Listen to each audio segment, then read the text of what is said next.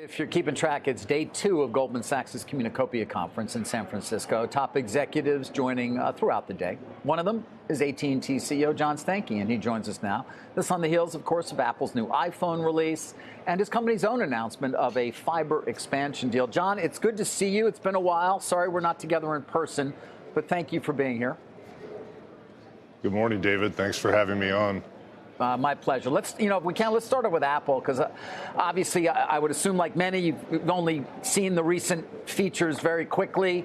But I am curious, given its importance to your company, what your expectations may be at this early stage in terms of what it will mean for the upgrade cycle for Apple customers.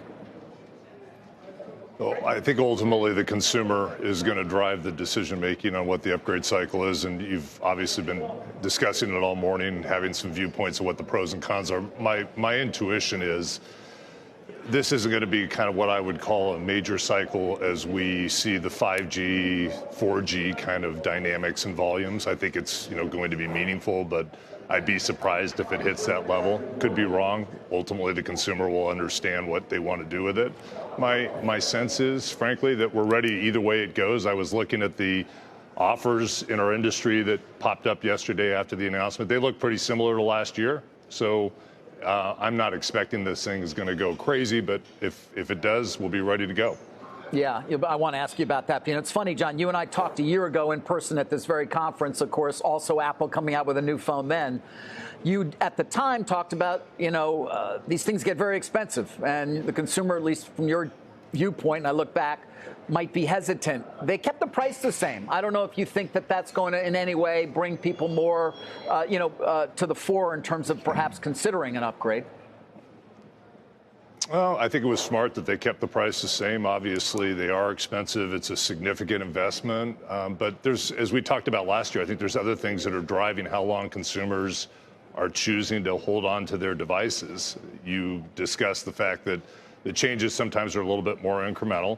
I think software in this case over time is going to make a big difference. The question is whether it's big enough right now to drive a huge cycle. The other thing that we have is, we're doing a much better job of managing the life cycle of these devices. We have insurance plans that allow people to hold on to them longer, repair them, use them. They're more durable, more stable. People are more accustomed to doing things like protecting them. So I think there's just a certain dynamic similar to maybe a laptop or a PC where people are extending life cycles because the product is better and manages to do things very effectively for longer. Yeah, and in terms of your competitive stance in the marketplace, in terms of subsidies and obviously things that make sure people stay with you, do you have any expectations? Look, we've been winning in the market with a very stable and consistent play, which is we treat all our customers equally. It doesn't matter where you are in our plan continuum. It doesn't matter where you are with your history with the company. If you want a new device, we've got something for you to be able to do.